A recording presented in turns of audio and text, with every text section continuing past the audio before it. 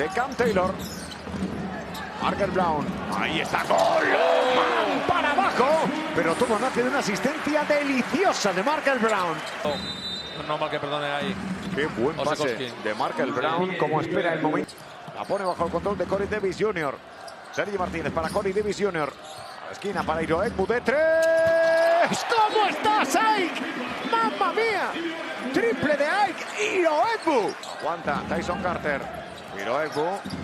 Buscando de nuevo su mano dominante. Se quiere marchar de Kravis. Marca los pasos. Busca la tabla y vuelve a anotar. ¡Espectacular!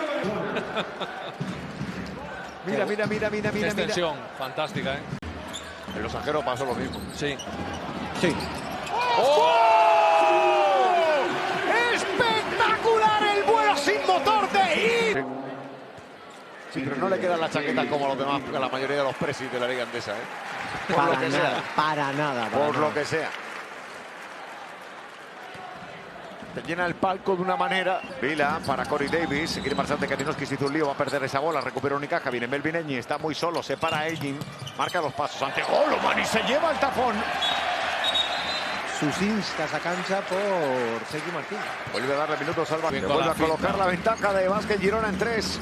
No ha llegado a mandar ni un solo momento Unicaja en el marcador. La tiene Sergi Martínez. Pase y otra canasta. El partido no da tregua. Tiene un reverso. Se marcha de Alberto Díaz. Marca los pasos. ¡Pero es un animal! ¡Canasta de Ike! ¡Iro Egbu! Unicaja tiene una ventaja mínima, pero la tiene.